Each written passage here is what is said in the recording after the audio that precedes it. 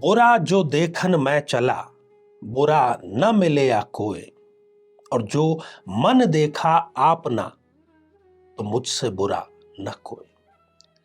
साथियों, कबीर के ये जो वचन है, ये सच्चे राजयोगी की निशानी है, सच्चे राजयोग की निशानी है। दोनों ही, राजयोग भी, राजयोगी भी। राजयोग केवल ये नहीं कि हम सत्ता प्राप्त कर लें, हम कोई बड़ी कुर्सी प्राप्त कर लें, हम धन श्री बन जाएं और किसी अधिकार को लेकर के, किसी सत्ता को लेकर के, किसी शिखर पर पहुंच करके बस इतिश्री हो जाए। जब तक हमारे अंदर कृतज्ञता नहीं है, जब तक हमारे अंदर परोपकार नहीं है, तब तक हम उसको सच्चा राजयोग नहीं कह सकते, कहना भी नहीं चाहिए।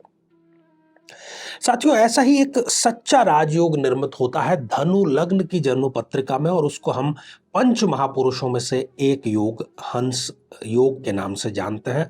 आज हम उसी की चर्चा करेंगे।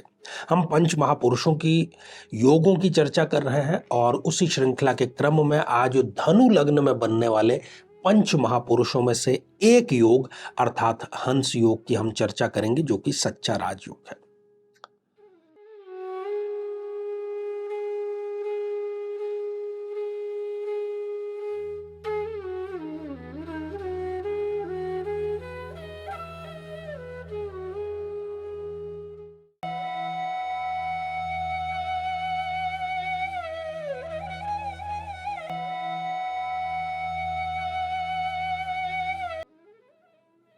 तो मेरे बहुत ही प्रिय और बेहद सम्मानित साथियों, हृदय की असीम गहराइयों से अभिनंदन, बहुत बहुत हार्दिक स्वागत। साथियों, आइए धनु लग्न और उसमें बनने वाले हंस योग पर दृष्टिपात करते हैं। दो स्थितियां ऐसी है जबकि यहां पर हंस योग का निर्माण होता है। आइए एक धनु लग्न की जन्म पत्रिका पर दृष्टिपात करते हैं। साथियों, ये जो आप जन्म पत्रिका देख पा रहे हैं, ये 9 नंबर से प्रारंभ हो रही है। 9 नंबर का अंक जो है वो लग्न में ही लिखा हुआ है, इसलिए ये हो गई एक धनु लग्न की जन्म पत्रिका। आगे हंस योग पर मैं चर्चा करूं उससे पहले बहुत ही संक्षेप में आपको बतला दूं कि किसी भी प्रकार का जो पंच महापुरुष योग है वो कुंडली में केवल तभी बनता है जब वो ग्रह केंद्र में स्वग्रही या उच्च का हो। इतना ही नहीं, वो उस जन्म पत्रिका का योग कारक या कम से कम समग्रह होना चाहिए। यदि जन्म पत्रिका के लिए वो ग्रह एक मारक ग्रह है, तो चाहे वो केंद्र में है, चाहे वो स्वग्रही है, वो कभी भी पंच महापुरुष योग का निर्माण नहीं करेगा। तो दो स्थितियां यहां पर हम स्पष्ट रूप से देख पा रहे हैं। सबसे पहली स्थिति की हम चर्चा करते हैं।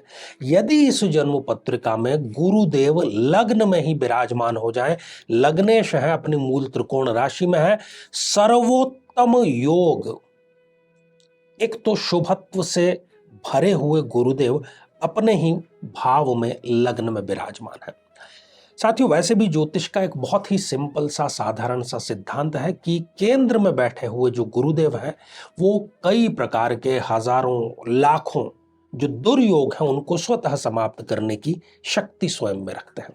यहां पर बैठे हुए जो गुरुदेव हैं वो अपने कारकत्व के सभी रिजल्ट प्रदान करेंगे, साथ ही लग्न से संबंधित तो सारे रिजल्ट इनको प्रदान करेंगे। अर्थात ये जो व्यक्ति है, चाहे वो स्त्री है, पुरुष है, उसका बहुत ही चुंबकीय और आकर्षक व्यक्तित्व होगा। विवेकवान वो जबरदस्त होगा और उसकी सलाह लेने के लिए लोग दूर दूर से उनके पास में आएंगे और उनकी सलाह मान करके वो जीवन में आगे बढ़ने का कार्य भी करेंगे। यहां पर बैठे हुए जो गुरुदेव हैं वो अपनी पंचम दृष्टि से, पूर्ण पंचम दृष्टि से पंचम भाव को देख रहे हैं, जो कि बुद्धि का, स्मृति का भाव है। इस स्थिति में इस जातक को श्रेष्ठ संतान प्राप्त होती है। संतान से मिलने वाले सभी सुख इनको प्राप्त होते हैं। आकस्मिक लाभ, आकस्मिक धन, शेयर बाजार से लाभ, किसी भी प्रकार से कहीं से भी इनको आकस्मिक धन मिलता ही रहता है। एक हम कहते हैं ना डेमोक्रेसी में कि ये सच्चा जन नेता है, इसके पीछे पब्लिक है, जनता का सपोर्ट है। यदि ये चाहें और यदि ये राजनीति में पदार्पण करते हैं और गुरु की इनको दशा अंतरदशा चल रही है, तो ये एक सच्चे जन नेता अवश्य साबित होते हैं। इनकी स्मृति इतनी जबरदस्त होती है कि यदि ये 10 साल पहले भी किसी से मिले हों, चाहे 1 मिनट के लिए ही मिले हों, उसका भी नाम इनको स्मृति में दर्ज हो जाता है। जब भी दोबारा उससे मिलते हैं, उसको नाम से पुकार करके बात करते हैं, और यही कारण है कि लोग इनके कायल हो जाते हैं। साथियों, यहां पर लग्न में बैठे हुए जो गुरुदेव हैं, वो सप्तम दृष्टि से सप्तम भाव को, दाम्पत्य जीवन के भाव को देखते हैं। अगर ये कुंडली नहीं मिलाते तो ये कहना होगा कि ये स्वयं अपने पैर पर कुल्हाड़ी मारने का कार्य करते हैं। जीवन साथी इनके साथ में कंधे से कंधा मिला करके चलेगा यदि ये कुंडली मिलान करके विवाह करेंगे तो। यहां पर बैठे हुए, लग्न में बैठे हुए जो गुरुदेव हैं, वो अपनी नवम दृष्टि से भाग्य भाव को, धर्म के भाव को देख रहे हैं। ये अंतस की गहराइयों से धार्मिक व्यक्तित्व के धनी होते हैं। यात्राओं की अधिकता इनके रहती ही रहती है, और इन पर यदि कोई एहसान कर दे तो ये एहसान चुकाए बिना इनको नींद भी नहीं आती है। इतने बड़े ये कृतज्ञ व्यक्ति होते हैं। यदि ये किसी से जरा सी मदद लेते हैं, उस मदद को ये ब्याज समेत जब तक चुका न दे, इनके मन में शांति नहीं हो पाती। साथियों, जो दूसरी स्थिति है वो है चतुर्थ भाव में बैठे हुए गुरुदेव। यहां पर भी स्वग्रही हैं गुरुदेव, अपनी राशि मीन राशि में है। यहां पर भी वो हंस नामक पंच महापुरुष योग का निर्माण कर रहे हैं। ऐसा जो व्यक्ति है, उसका अपनी माता से बहुत अधिक लगाव होता है। घर बहुत बड़ा, जिसको हम बंगला या विला कहें तो ज्यादा बेहतर होगा। गाड़ी भी इनके पास में लंबी चौड़ी होती है, और कई भूखंड भी इनके नाम से होते हैं। और ये सब का सब, कोई जरूरी नहीं कि इनको संपत्ति में कहीं से मिला हो, ये स्वार्जित भी करते हैं गुरु की दशा अंतरदशा में। साथियों, यहां पर बैठे हुए जो गुरुदेव हैं, वो अपनी पंचम दृष्टि से अष्टम भाव को देख रहे हैं, तो जातक को वो दीर्घायु करते हैं। आकस्मिक धन इनको कहीं ना कहीं से मिलता ही रहता है, और ससुराल से इनको जबरदस्त लाभ अवश्य मिलता है। विपरीत लिंगी व्यक्ति से, यदि ये स्वयं महिला है तो पुरुषों से, पुरुष है तो महिलाओं से इनको बहुत अच्छा और सदैव लाभ मिलता ही रहता है। साथियों, यहां पर बैठे हुए जो गुरुदेव हैं, वो अपनी 7वीं पूर्ण दृष्टि से दशम भाव को, कर्म भाव को देख रहे हैं। जिस किसी भी कार्य में ये होते हैं, जो भी इनका प्रोफेशन होता है, उसमें ये परम विशेषज्ञ होते हैं। कोई चाहकर भी इनकी गलती नहीं निकाल सकता। यदि इनको पिता की विरासत मिलती है तो ये उस विरासत को कई हजार गुना बढ़ाने में योगदान जरूर देते हैं। सिविल सर्विसेज की यदि तैयारी करें गुरु की दशा अंतरदशा में, तो सर्वोच्च स्थानों में अच्छी रैंकिंग से इनका सिलेक्शन जरूर होता है। और जिसको हम ज्योतिष की भाषा में या आम भाषा में भी राजयोग कहते हैं, वो सच्चा राजयोग यहाँ पर निर्मित होता हुआ दिखता है। कहने का अर्थ यह है कि जो भी लक्ष्य इन्होंने जीवन में बनाए हैं, वो लक्ष्य इनको गुरु की दशा अंतरदशा में अवश्य ही मिल जाते हैं। यहां पर बैठे हुए जो गुरुदेव है, वो अपनी नवम दृष्टि से 12th भाव को, जो कि व्यय भाव है, विदेश का भाव है, उसको देख रहे हैं। तो विदेश से संबंधित लाभ, विदेश जाकर के लाभ, विदेश व्यापार से लाभ इनको अवश्य मिलता है। खर्च होंगे, पर मांगलिक कार्यों पर खर्च होंगे।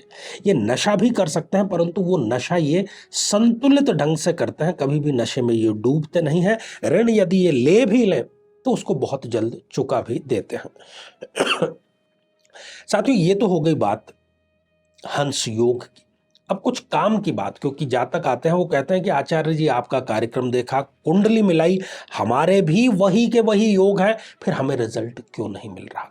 आप देखिए कि कहीं गुरुदेव आपके अस्त अवस्था में तो नहीं है सूर्य के साथ में बैठ करके, तो वो रिजल्ट आपको नहीं दे पाएंगे। उनकी डिग्रियां, उनके अंश आप देखिए, यदि वो 0 डिग्री के, 1 डिग्री के या 28-29 जैसी अंतिम डिग्रियों में जाकर के बैठ गए हैं, तब भी वो आपको रिजल्ट प्रदान नहीं कर पाएंगे। यदि वो राहु, केतु या शनि के साथ में युत हो गए हैं, पाप प्रभाव में आ गए हैं, तब भी वो पूरा रिजल्ट आपको नहीं दे पाएंगे। और साथ ही ये सारे जो रिजल्ट आपको मिलते हैं, ये गुरु की दशा में ही आपको मिलते हैं। यदि ये सारी शर्तें भी ठीक है, फिर भी आपको रिजल्ट नहीं मिल रहा है, तो आपको चाहिए कि आप निकट के किसी भी पीपल के वृक्ष की नियमित रूप से पूजा अर्चना करें, और उसकी 3 प्रदक्षिणा जरूर करें गुरुवार के दिन। आपको रिजल्ट अवश्य मिलेगा। जीवन में किसी समस्या का सामना कर रहे हैं, जैसे कि शादी में देरी होना, पति पत्नी में मनमुटाव या तलाक तक की नौबत आ जाना, संतान का प्राप्त न हो पाना, नौकरी या धन प्राप्ति में बाधा आना, जीवन के प्रत्येक क्षेत्र में किसी न किसी प्रकार की बाधा आना, तो आज ही अपनी जन्म पत्रिका का संपूर्ण विश्लेषण करवाएं और पाएं समस्या से सदैव के लिए मुक्ति। तो आइए साथियों, अब हम बढ़ते हैं आज के हमारे कमेंट के चरण की तरफ। और पहला ही जो कमेंट है ये अतम हरिवंश जी ने लिख भेजा है और आपने लिखा है bundle of thanks Swami ji. तो हरिवंश जी, आपको भी बहुत बहुत शुभकामनाएं, आशीर्वाद हृदय की असीम गहराइयों से। साथियों, अगला कमेंट वेणु भट्ट जी ने लिख भेजा है। नमस्कार गुरु जी, मेष लग्न की कुंडली में गुरु हंस महापुरुष योग बनाए हुए है, 14 डिग्री पर है और वक्री है। उपरांत लग्नेश मंगल ही की जो 8वीं दृष्टि है उससे ये दृष्ट भी है, चंद्रमा भी उच्च का है। क्या वक्री होने के कारण वो उच्च जैसा प्रभाव नहीं दे पा रहे हैं? हर हर महादेव। बिल्कुल वेणु जी, आपने बिल्कुल ठीक और सही फरमाया कि वक्री होने के कारण ही ये हो रहा है, परंतु यदि आपको गुरु की जब भी महादशा आएगी तब आपको रिजल्ट ये अवश्य मिलेगा, चाहे पूर्ण न मिले परंतु 80% अवश्य मिलेगा। साथियों, अगला कमेंट मोनिका श्रीवास्तव जी का है। प्रणाम गुरु जी, आपने लिख भेजा है। तो मोनिका जी, आशीर्वाद हृदय की असीम गहराइयों से। तो साथियों, पंच महापुरुषों पर हमारा ये बेहद ही रोचक कार्यक्रम आगे भी जारी रहेगा। तो इसी मंगल कामना के साथ में कि आप सभी स्वस्थ, समृद्ध और शांतिपूर्वक जीवन व्यतीत करें। नमस्कार।